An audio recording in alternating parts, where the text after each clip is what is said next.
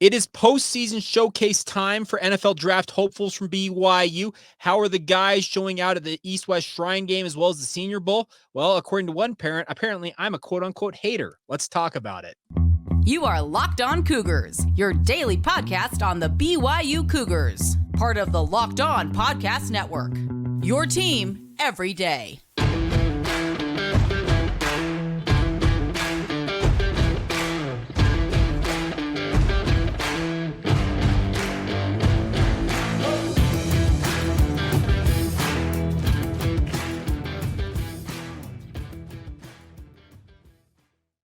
What's up, everybody? I'm Jake Hatch, your host here on Locked On Cougars, your resident BYU insider. Thank you for making Locked On Cougars your first listen of the day. Thank you to all of you who are everydayers with us right here on the Locked On Podcast Network. And of course, we are your original daily podcast focused on all things BYU sports. And today's show is brought to you by our friends over at FanDuel. Make every moment more with our friends over at FanDuel. New customers join today and you'll get $200 in bonus bets if your first bet of $5 or more wins. Visit FanDuel.com/lockedon to get started today.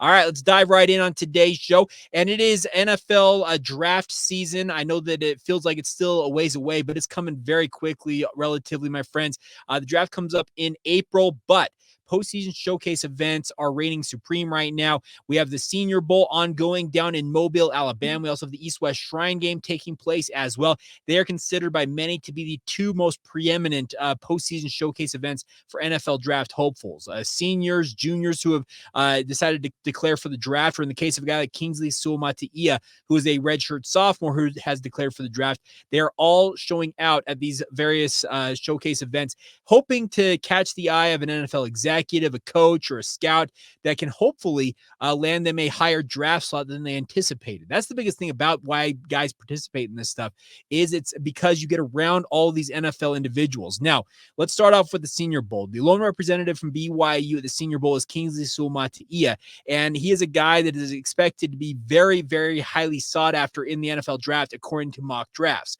Now, Kingsley measured in a little bit shorter than what most expected. BYU listed him at 6'6". He measured in at just over 6'4" when he showed up to the Senior Bowl.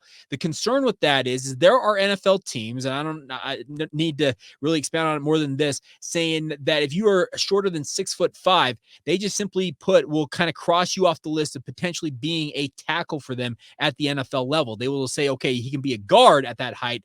But the thing that's kind of interesting about Kingsley is while he stands 6'4" in stature, he has got some incredibly long arms. He's got 34+ inch arms, which are like the standard or prototype type arms for an NFL tackle. So it's kind of an interesting debate here. Will an NFL team slide on Kingsley not being as tall as they want him to in just overall stature, whereas they look at it and say, okay, he's got these extendo arms that we want that are allow tackles to thrive because they can keep guys away from their body when it comes to pass rushers? That is the interesting debate for a guy like Kingsley Suamataia, and he has had an up and down showing at the Senior Bowl to this point. Case in point, I will point to this real quick. Yesterday, I retweeted, or I guess I tweeted in a way, I just kind of put a report out there about Kingsley and his showing at the Senior Bowl day one. Now, obviously, this is a 3-day long event. There is still plenty of time to go for these NFL draft hopefuls. But the biggest thing that they wrote about day one about Kingsley Sumati is they said, is he a tackle? Can he truly be a tackle at the NFL level due to his height? That was the biggest concern they had about Kingsley Sumati. Now, I apparently angered a family member of Kingsley's who thought I had put my personal thoughts on that matter, and they called me a hater of Kingsley Suamatia's. I don't want to rehash a lot of what happened. I have offered, they said that I should be doing my own research and should be highlighting guys from the state of Utah and BYU to come on this podcast, and said, I'd be happy to. I would be honored to have Kingsley Suamataia on this podcast and highlight him, because I'm telling you, he has got all the potential to be a first-round pick at the NFL level. He's got to go out there and show it, obviously. And like I said, the concern about mainly is that he is not the quote-unquote requisite height that NFL teams want in an offensive tackle. That does not mean that he cannot end up as an offensive tackle at the NFL level. And I am far from a hater of Kingsley Suamataia. So if a family member of his wants to watch this podcast, let me just get it on the record that I am not a hater of Kingsley Suamataia. In fact, I am rooting him on and want nothing more than for him to end up as a first-round draft pick and go on to have an incredible career in the NFL. I was simply putting out a post about his height, and that's been the biggest kind of concern about him, because everything I'm reading / seeing, these reps I'm seeing coming out of Mobile is showing him standing out, playing left tackle. Now, there was some concern that is he a preeminent right tackle type guy, or can he transition to left tackle? That is still very much a question mark, but it's good to see Kingsley showing out, and we'll see how the rest of the Senior Bowl plays out. Now, with regards to the East-West Shrine game, that's another interesting conversation, is that Kedon Slovis, Isaac Rex, and Ryan Rehkow are all participating in that showcase event. It's considered to kind of be the second best of these showcase events. For lack of a better term, if you go to the Senior Bowl, you have NFL scouts, executives, coaches that have put you essentially as that's a guy that's going to get drafted. The Senior Bowl espouses to have all of the guys that show up to the Senior Bowl end up being taken in the NFL draft later that year. And obviously, guys like Kingsley Suamataia, even if he doesn't end up as a first-round draft pick, I can assure you he is a lock, stock, barrel, day 2 pick at the very worst in my mind.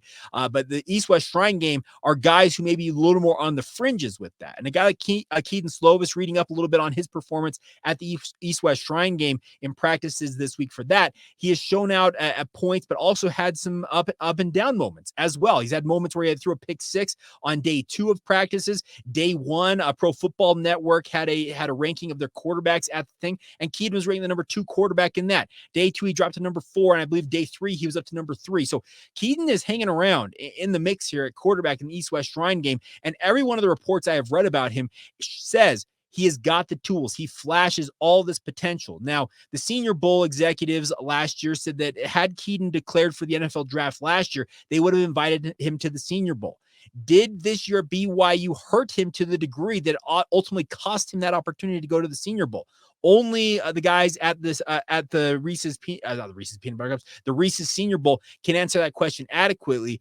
But it is interesting to see that he is now at the East-West Shrine game, when guys, like I said, from the Senior Bowl committee last year said that he would have been an invitee to that event. So I am hopeful that Kedon Slovis gets the opportunity. What Pro Football Network is saying is they could see him as a late round draft potential free agent, and that's all you can really ask for as a quarterback. The thing about this is you don't necessarily have to be drafted, and a lot of guys who are drafted at times get beat out by guys who are undrafted. But being drafted means that a team believes in you enough to spend one of their picks on you as a player, and that's what Kedon Slovis has got to continue to show for NFL scouts. Now, with regards to Isaac Rex, there's actually been kind of quiet about him. He showed out very well at the Hula Bowl, another showcase event. He had that incredible one-handed reception for a touchdown in the Hula Bowl game.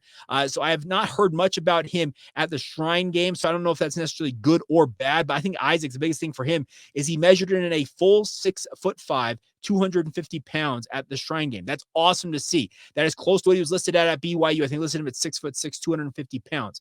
Let's be honest. Rosters lie. Kingsley Sumati listed at 6'6", actually just a shade over 6'4" at the Senior Bowl. Now, you put cleats on these guys, they're going to probably add an inch, and that's probably why they are listed at the heights they are listed at. But regardless, NFL teams have this weird thing that when they show up to the quote-unquote underwear Olympics, you show up and measure in bare feet, socks. It's a weird deal, but it's good to see Isaac Rex getting an opportunity at 2 different showcase events to prove that he's healthy. That ankle is not concerning of him or bothering him is the bigger point to be made. And also just the opportunity to go out and get in front of more NFL scouts, because Isaac is a guy that I feel like has been underrealized or undervalued, I guess, in NFL circles. Maybe I'm wrong about that, but I think he's shown very, very well. But the guy so far that probably has the most pub about him, if you want people just kind of raving about him, is Ryan Rehkow. Has a love affair apparently with blogs from the Pittsburgh Steelers. Now, Ryan Rehkow was a standout punter for BYU, owns a single game record for the longest punt in BYU history. And according to multiple reports, I think Steelers Depot as well as Steelers Now have said that Ryan Rehkow poised to impress with his strong boot. They have talked about that Presley Harvin, their current punter, was all kinds of erratic this year. for Pittsburgh. And Ryan acknowledged that he has met with the Steelers at the Shrine game. He's also met with the New York Jets.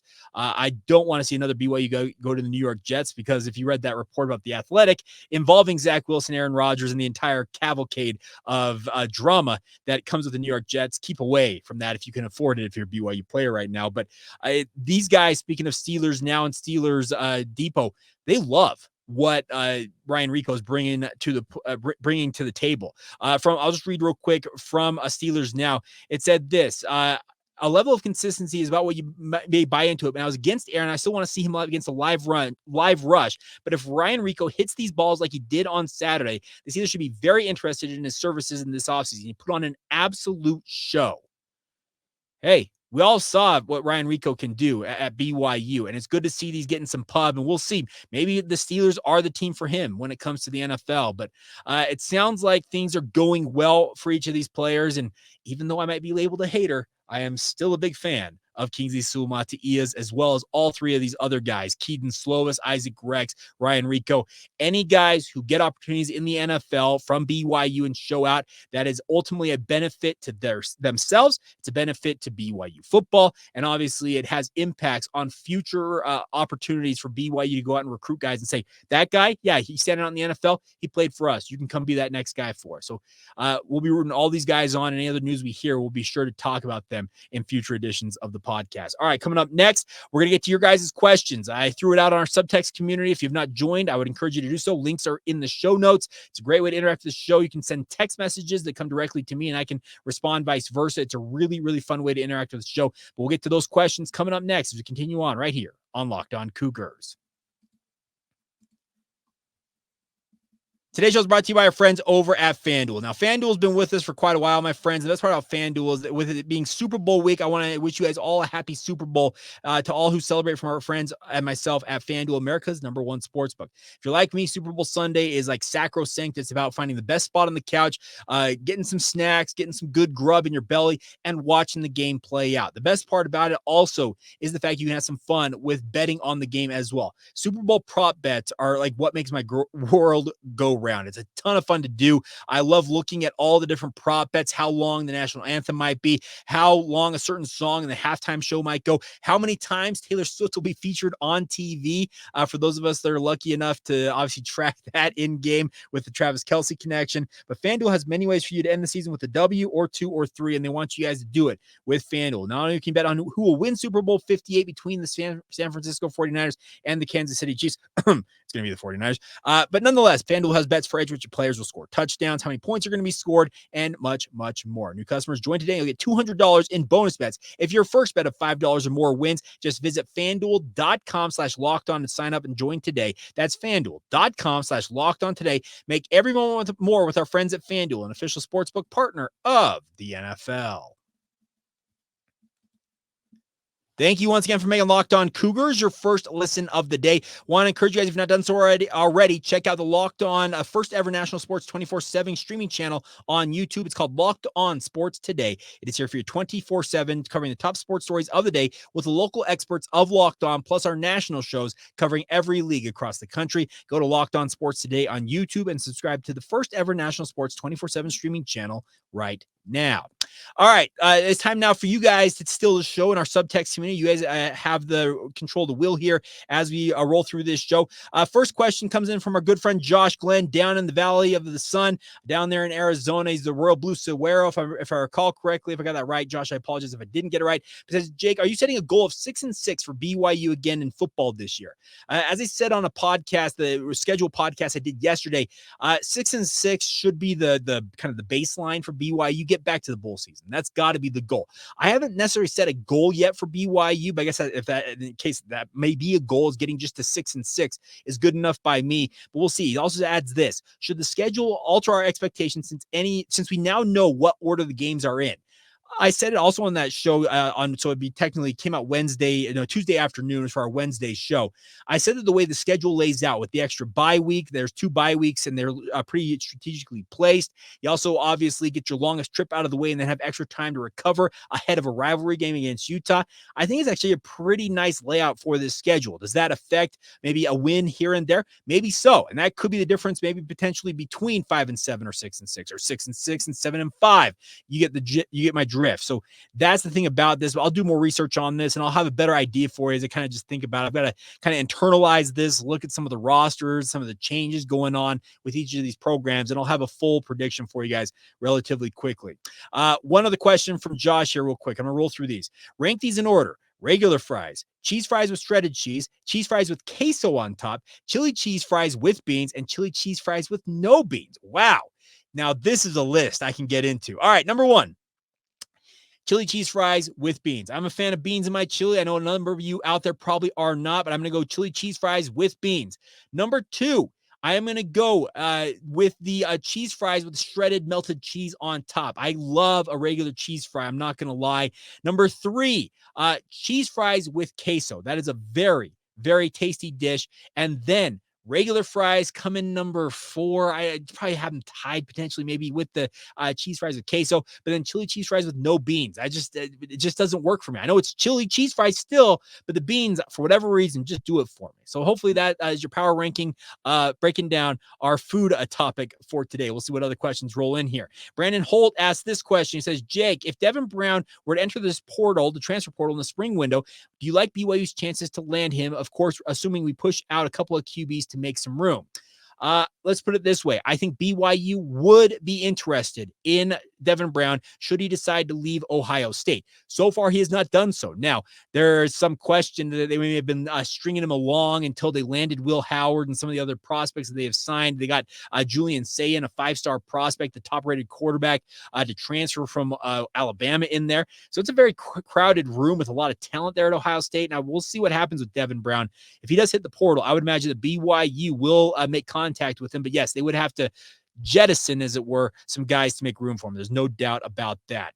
Tyson Clark going to basketball here with a great question. He says, college basketball referees suck. Yes, they do.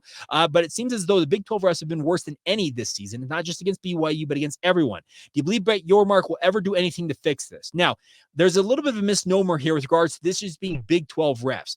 I've talked about this on the podcast in previous years. College basketball officiating, they're actually officials are signed up by consortiums, and they are multiple leagues. And what I mean by that is, I think it was the Mountain West, the Pac-12, the Big Sky, and maybe it was even the Big 12 at one point, had what they called, there was a consortium that all the referees worked for all those leagues and went around the different leagues on any given night. That obviously could have changed now. The Big 12 could be in its own new consortium, working with maybe some of the Midwestern leagues out there. So it's not just that they're assigned just to Big 12 games. They are actually working a number of different leagues every single night. And I think that affects these referees. They are run ragged. There are guys who work 5 games in 7 days each week. It's tough to do that. It really, really is tough to do that. Mike Littlewood, the former BYU baseball coach, he's now back on the college basketball officiating circuit after leaving BYU. He's back doing it, and I'm sure that he's getting run ragged doing this. They work games because they get paid a lot to do it, obviously, but I think it affects when they go from different leagues to different levels of players, and that can affect some of maybe their judgment on it. I like to think that they're better than this because I agree the Big 12 officiating has been suspect at times, but that's kind of the situation that we find ourselves in right now. Luke McDermott, another basketball question here. So is there a point in the season that Marcus Adams has to play to be eligible for the NCAA tournament? Why doesn't BYU just redshirt him and let him concentrate on getting healthy? There is no deadline for him to be eligible for the NCAA tournament. If he is healthy and on the roster, he is capable and available to play in the NCAA tournament, to be clear on that first question. Number 2, it's a great question. If he's still dealing with injury, but as I and others have probably been talking about, it sounds like he's getting healthier. And if he's able to work through his health concerns and he's eligible to play, I wouldn't be surprised to see BYU give him an opportunity to show what he's capable of doing on the basketball court. But I'm kind of with you, Luke. I'd actually like to see him shut down, redshirt him, and say, hey, I want you to get it fully healthy, work on your game, and we'll see you next year. But there's whole situation that if you maybe shut him down, it turns him off, alienates him. There's so many different storylines that could play out with that. So I think if BYU can get him to a degree where he can contribute to this team, you throw him out there and see what he's capable of doing, but it sounds like he's getting closer and closer to actually being able to play, and we'll find out. All right, next question here. We've got, Ty Johnson also asked this. I must have missed a detail a few weeks back. Why hasn't Marcus Adams been dressing? He's dealing with numerous injuries, Ty, ankle and knee injuries mainly, and also his conditioning, just because of those injuries, has been a setback. So if he's, like I said, if he's capable of getting to full health at some point, wouldn't surprise me that BYU gives him an opportunity, but he's got to be able to be cleared by doctors, because he was cleared at one point and had a setback after playing, I think it was like 1.5 games.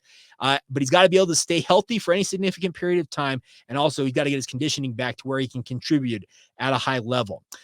Byron Mills, great question here. Going back to the football side of things real quick. If we don't get anyone more from the transfer portal, how confident are you in the players we have with those who have already been added via the portal and high school? Position review, although you can wait until recruiting is done. Byron, I will visit in its entirety after recruiting is officially done. We are under a week away from National Signing Day, albeit I don't expect a ton of names to come out of National Signing Day for BYU, but I am confident that BYU has added some good players via the portal. Now, Gary Bohannon, like I said, there's a lot of consternation about the fact that BYU doesn't have a high-level quarterback on paper on the roster. But Gary Bohannon, if he is back to what he's capable of doing in 2021 and what he did in 2021 for Baylor, that's a Big 12 championship caliber quarterback. He led Baylor to a Big 12 championship. He's got that on his resume. There's a big question if he can do that again, if he can be back to that same type of level. But we'll do more of a deep dive on that, a position review at some point, Byron. I promise you we will do a deeper dive on that. But I am confident that BYU added, I think, some guys that can get after it. Nick Chadwick, a great question here about BYU's two new coaches. What have you heard about Kevin Gilbride and TJ Woods' abilities on the recruiting trail so far? What I understand about TJ Woods is he has been everywhere, evaluating all kinds of guys, also evaluating guys already on BYU's roster. From what I understand, that he has hit the ground running, and he is hell-bent on getting BYU's offensive line whipped into shape and playing at an elite level this coming year. So take some confidence in that. The person that told me that, I have the utmost confidence in saying it because they told me it. But Kevin Gilbride, I haven't heard as much about him, but he's relatively new. Connor Pay talked about the fact that he's been out recruiting. I'll tell you this, it's good to see him recruiting guys like Bear Tenney. Now, Bear Tenney is going to be playing at Lehigh High School this year here in Utah. Comes from the state of Texas. He's a legitimate 4-star prospect at tight end. He has got offers from all over the country, and BYU is hoping to be right in the thick of the mix for this kid. He's got a ton of talent, and the fact that he's playing his high school ball this fall in BYU's backyard, it's good to see so far that BYU has visited Lehigh to visit Bear, among other prospects, twice. And in both pictures, if I recall correctly, Kevin Gilbride, BYU's tight ends coach, has been in those pictures. So apparently he's getting after it. He understands what he's up against, and it sounds like they are both fitting in quite well. Next one. Do we feel like, so this comes from Michael, Michael asked this. Do we feel like continued success in the Big 12 over the next couple of years will have a bigger impact on football recruiting or basketball recruiting for our national footprint? That is a great question, Michael. I think the bigger thing for me is it actually can be both, but I think it's bigger for BYU football recruiting. Just simply put, you have to get more guys in football. There's a reason why you're signing 20, 30, 40 guys in a signing class, whereas basketball, you get 2, maybe 3 guys on an annual basis. I do think the continued success will have a bigger impact on football just by the sheer numbers and the fact that you can recruit now truly across the country. You can go to West Virginia. You can go to Florida. You can go to the Midwest, Texas, and say, hey, we're BYU. We're part of the Big 12. And like, oh, yeah, I know that league. That's the biggest thing. Basketball, it's a little bit more niche because of these AAU teams and leagues. You kind of get to know the circuits there, and you're not necessarily having to look as far potentially. But Mark Pope is not afraid to look literally worldwide. He has traveled to Madagascar, Tanzania. He's gone everywhere. He's been to Mali to visit Fousseyni Traore's parents. He's not afraid to go worldwide in the search for talent for the basketball program. But I think the bigger success, just simply due to the numbers, would be for football. So That's kind of the interesting part about that, Michael. So hopefully I answered your question. He also adds this: most of our top players for basketball are non-Utah natives or non-members, whereas football is much more Utah and member heavy, except for some of the skill positions. I think that kind of ebbs and flows. It goes up and down. It's just all about philosophy and finding the right fit. There are a lot of guys that are non-members of the Church of Jesus Christ of Latter-day Saints that fit swimmingly at BYU. They kind of espouse the same standards that BYU requires them to espouse to, but there are other kids that they're just not comfortable, even if they are members of the LDS faith, with the honor code and don't want to necessarily have to put up with the stuff at BYU, and they opt to go elsewhere. It's never a perfect science with regards to that. All right, a couple more real quick. I got to roll through these real quick. Andy Stallings has a great question here as well. Hey, Jake, I asked this to Connor last week. And he didn't or couldn't answer it, but I know you played offensive line in high school. Did you hear anything memorable before a ball was snapped that you could share on air? Now, Andy, I can tell you this much. I had an opposing player walk up one time. He didn't say it directly to me. He said it so I was playing offensive guard at the time. He walked up, looked at our offensive tackle, and I'll be honest, our offensive line in high school was undersized. I was one of our biggest linemen, and I was a healthy 6 foot, 215 pounds in high school, folks. That's a big offensive lineman, let me tell you. But he walked up, and you're my insert expletive about a female dog to my offensive tackle. I kind of glance over at our offensive tackle, and let's put it this way: our offensive tackle at that point was probably about my height, 6 foot, but probably weighed 180 pounds. So he wasn't a big dude. He's like, walked up, you're my you know what. And I look over, and my offensive tackle, and he's a former wrestler as well. So he was just a tenacious you know what. And he he kind of gives me this side eye, and he's like, this guy, kind of this look like this guy's going down. Now, it didn't happen on that specific play.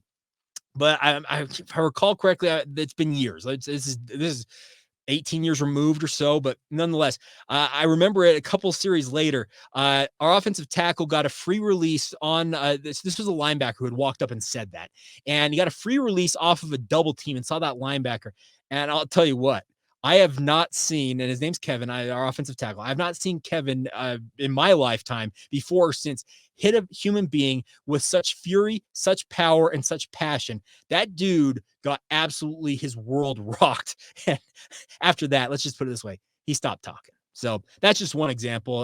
There's others, but I'll spare you the other details on that. All right, final question goes to Donovan.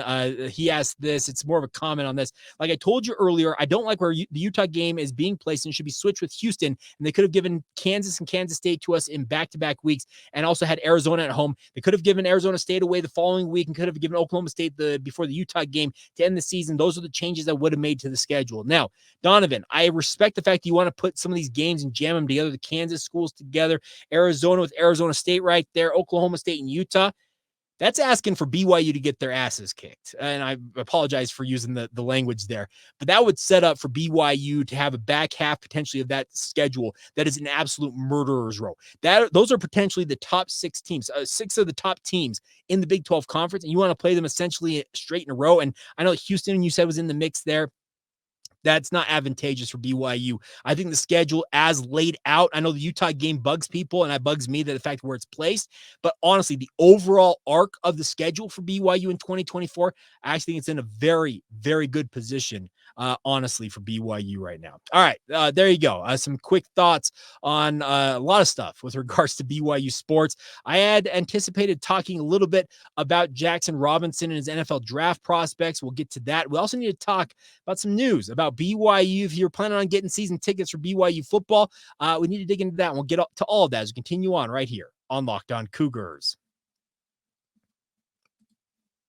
Today's show is brought to you by our friends over at Learn and Earn, part of the Utah Community Credit Union mobile banking app. It's paying your entire family to learn about money. All of us want to be smarter when it comes to our finances, and that's where Learn and Earn steps in. It breaks down financial topics, into fun, bite-sized educational games like quizzes and trivia. Every time a family member completes a topic, you earn points and accrue and can be redeemed for gift cards to stores like Amazon, Apple, Sephora, Walmart, Nike, and many, many more. There's age-appropriate content for every member of your family, and more importantly, you can play alongside your family members, compete against one another head-to-head, and track your progress on leaderboards. It's actually a great way to play it. Learn and Earn is available inside the UCCU mobile banking app, so you can play it anytime, anywhere. And the more you play, the more you learn, and the more you learn, the more you earn. It's Learn and Earn, part of UCCU's award-winning B-Money Smart Youth Banking program, helping kids, teens, and parents have fun while becoming more financially literate together. It's all courtesy of your friends over at UCCU.